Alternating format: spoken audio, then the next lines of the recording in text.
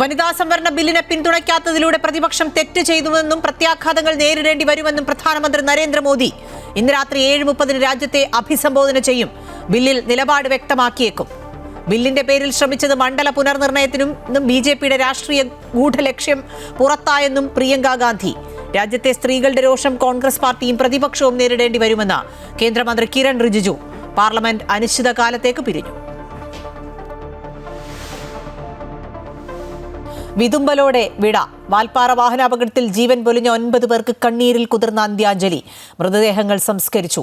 പാങ്ങ് അമ്പലപ്പറമ്പ് government higher secondary സ്കൂളിൽ അവസാനമായി ഒരു നോക്ക് കാണാനെത്തിയത് വൻ ജനാവലി. അഗാധ ദുഃഖമറിയിച്ച് രാഷ്ട്രപതി ദ്രൗപദി മുർമു. പരിക്കേറ്റ 11-കാരി മസ്നീൻ പെരിന്തൽമണ്ണ ആശുപത്രിയിൽ ചികിത്സയിൽ. ഗുരുതരാവസ്ഥയിലുള്ള 3 പേർ കോയമ്പത്തൂർ മെഡിക്കൽ കോളേജിൽ. കണ്ണൂർ അഞ്ചരക്കണ്ടി ദന്തൽ കോളേജ് വിദ്യാർത്ഥി നിതിൻ രാജിന്റെ മരണത്തിൽ 3 പേർ കസ്റ്റഡിയിൽ. പിടിയിലായത് ഇൻസ്റ്റാപേ ലോൺ ആപ്പിന്റെ നടത്തിപ്പുകാർ. പ്രതികളെ റിമാൻഡ് ചെയ്തു. വിദ്യാർത്ഥികൾ പരാതി ഉന്നയിച്ച ഓർത്തോഡോണ്ടിക്സ് വകുപ്പ് മേധാവി ഡോക്ടർ ഹാഷിം അലി രാജിവെച്ചു.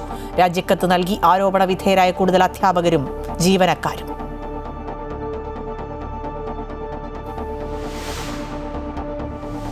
വേനൽ ചൂടിൽ വെന്തുരുകി കേരളം. പാലക്കാടിന് പിന്നാലെ മറ്റു ജില്ലകളിലും താപനില 40 ഡിഗ്രിയിലേക്ക്. സംസ്ഥാനത്ത് ഹീറ്റ് സ്ട്രോക്ക് ക്ലിനിക്കുകൾ പ്രവർത്തനം തുടങ്ങി. റെക്കോർഡ് ഭേദിച്ച് വൈദ്യുതി ഉപഭോഗം.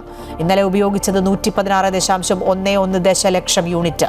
നിയമസഭാ തെരഞ്ഞെടുപ്പ് പെരുമാറ്റച്ചട്ടം പിൻവലിച്ചാലുടൻ പാൽ വില കൂട്ടണമെന്ന് മിൽമ. ഹോർമൂസ് കടലിടുക്ക് വീണ്ടും അടച്ചിറാൻ. നടപടി US ഉപരോധം തുടരുന്നതിൽ പ്രതിഷേധിച്ച്. കടലിടുക്ക് കടക്കാൻ ശ്രമിക്കുന്നതിനിടെ കപ്പലുകൾക്ക് നേരെ വെടിവെപ്പ്.